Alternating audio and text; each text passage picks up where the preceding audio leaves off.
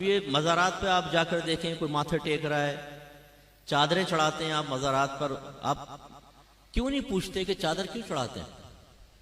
क्या basic concept है इसके पीछे? इसमें बुजुर्ग का क्या फायदा है, आपका क्या फायदा है? कहाँ कुरान और हदीस में लिखा है कि मज़ार के ऊपर चादर चढ़ाओ? हमने इसको एक ऐसी रस्म बना लिया है कि उर्स चादर चढ़ाने के बगैर पूरा ही नहीं होगा। हर शख्स चादरों की मन्नत मान रहा है कि जी मेरा काम हो गया तो मैं फुला मजार पे चादर चढ़ाऊंगा। भाई क्यों मान रहे हो मन्नत, जरा बताओ तो सही ना। अपने आप से क्वेश्चन करो, क्यों चढ़ा रहे हो आप चादरें मन्नत की? इसमें कौन किसने मन्नत मानी थी? नबी ने मानी थी, सहाबा ने तस्वुर दिया मजार पे चादर चढ़ाने का। कहां से आया ये? कुछ नहीं पता, बस लोग कर रहे हैं तो हम भी कर रहे हैं। इससे हमारी नौजवान नस्लों को, इन बच्चों को कुछ पता नहीं है जी चादर चढ़ाने भी कोई इबादत होगी। कोई इबादत नहीं है, मुस्तहब तक नहीं है। अब इस दौर में तो मुस्तहब भी नहीं रहा।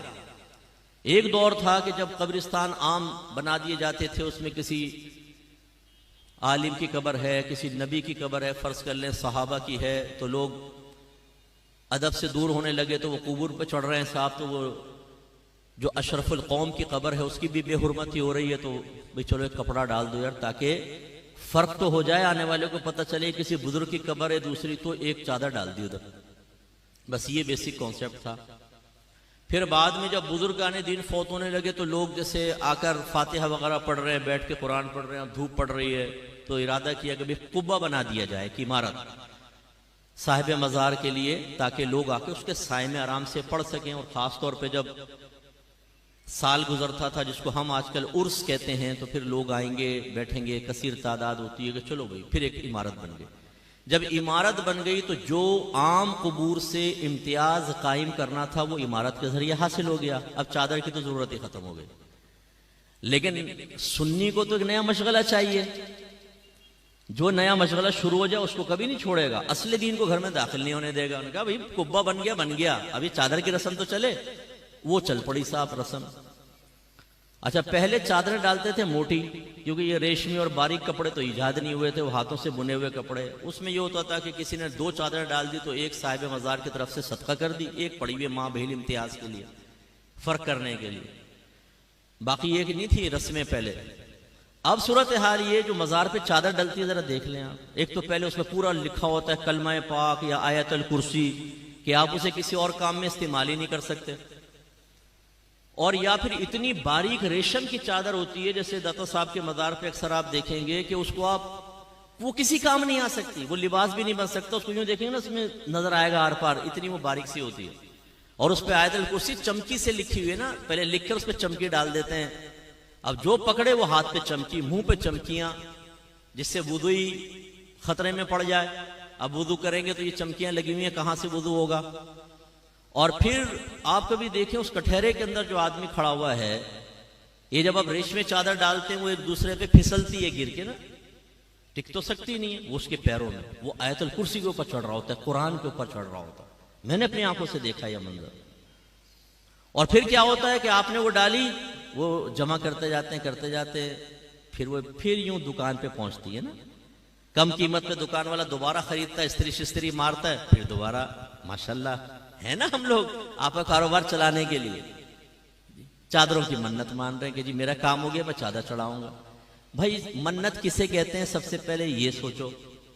मुझे यकीन है आपने बहुत कम लोग जानते होंगे कि मन्नत क्या है, किसे कहते हैं मन्नत, इसका क्या शरई तस्वुर है। बहुत कम लोग जानते होंगे, क्योंकि मेरा 30 साल तजरीबा है, मुझे मालूम है कि हम कितनी मारिफत रखते हैं। दूसरी बात, ये चादर की मन्नत कहां से ईजाद हुई? अब हम कहेंगे हम है ना मुफ्ती साहब, हमने इजाद की है। अब ये जब बातें हम करते हैं, ये है असली दिन जो मैं आपको समझा रहा हूं। हमारे वो लोग जिन्होंने इन चीजों को प्रमोट किया है, हमारे अहले सुन्नत में इनको डाल डालकर हमें बिदती कहलवाया, हमें कब्र परस्त कहलवाया, इनके मकासिद को पहुंचती है ठेस। वो पीर की शक्ल में भी आपको नजर आएगा, वो मुकर्रिर की शक्ल में भी नजर आएगा, वो मुस्लिह की, वो मुवल्लिग की शक्ल में भी नजर आएगा। इनकी नाकों में लगे हुए सेंसर। ये मुफ्ती साहब पता नहीं कैसी बातें करते हैं, शायद पटड़ी से उतर गए। तो मैं बोलता हूं तुम्हारी चढ़ी हुई ट्रेन इधर आओ, तो मैं देखता हूं कि तुम पटड़ी पे चढ़े हो या मैं पटड़ी पे चढ़ा हुआ हूं। आए कुरान और हदीस के ऊपर पेश करते हैं ना चीज को, ना आपकी ना मेरी। मेरे आका नेमत इमाम अहले सुन्नत मुजद्दिद दीन व मिल्लत परवाने शमअ रिसालत अज़ीमुल बरकत अज़ीमुल मर्तबत शाह अहमद रज़ा खान रहमत व रहमान फरमाते हैं कि अगर बुजुर्गों की तरफ मंसूब कोई चीज हमारे सामने पेश की जाएगी, हम उसे सबसे पहले कुरान और हदीस पर पेश करेंगे। अगर उसके मुताबिक होगी तो कबूल करेंगे, अगर उसके खिलाफ होगी तो हम ये कहेंगे कि ये हमारे बुजुर्गों ने नहीं किया, बल्कि नफ्स परस्तों ने ये काम करके हमारे बुजुर्गों की तरफ मंसूब कर दिया। ये मैं तो नहीं कह रहा हूं, पढ़े जरा फतावा रज़विया। अच्छा, ये भी एक मेरा दर्द है बहुत बड़ा जी। कंजुल ईमान पढ़ें, बेहतरीन तर्जमा कुरान है, बेहतरीन तर्जमा कुरान। उससे कान में पूछो, तूने पढ़ा कभी कंजुल ईमान पूरा? नहीं, आज तक नहीं पढ़ा होगा, आज तक नहीं पढ़ा होगा। खुद कंजुल ईमान पढ़ा नहीं है जी, पढ़े बेहतरीन तर्जमा कुरान। वाकई वो बेहतरीन है, लेकिन पढ़ो तो सही भाई। आला हजरत कातए बिदअत थे, बिदअत का कला कमा कर दिया। कहां किया है? आपको कैसे पता चला? आप कहेंगे जी फतावा रज़विया पढ़े। अच्छा, तुमने पढ़ा है? आप में से बहुत से ऐसे होंगे जिन्होंने आज तक फतावा रज़विया को हाथ में लेकर नहीं देखा होगा, शक्ल ही नहीं देखी होगी फतावा रज़विया की कि कुछ है ये भी। यानी हम लोग बिल्कुल बस वो रस्म के पीछे लगे हुए हैं। हमारे अकाबरीन ने जो बातें बयान की उसको फरामोश कर चुके हैं। आज नात खान हमें दीन सिखाएगा, आज ये पेशेवर मुकर्रीन हमें दीन सिखाएंगे। इनके पीछे हम चलने के लिए तैयार हैं और पूरा मसला के अहले सुन्नत हमने बदनाम करके रख दिया। ऐसे धमाल शमाल मज़ारों के ऊपर कोई तस्वुर नहीं है, ढोल ढमक्कों का कोई तस्वुर नहीं है। आपको अगर बिठाकर आपके कान के पास धन धन धन धन ढोल बजाया जाए, बताएं आप खुश होंगे कि तकलीफ होगी? जोर से बोले। और आप साहिब मज़ार के पास धम धुम धम धम धुम धम धम धम धम।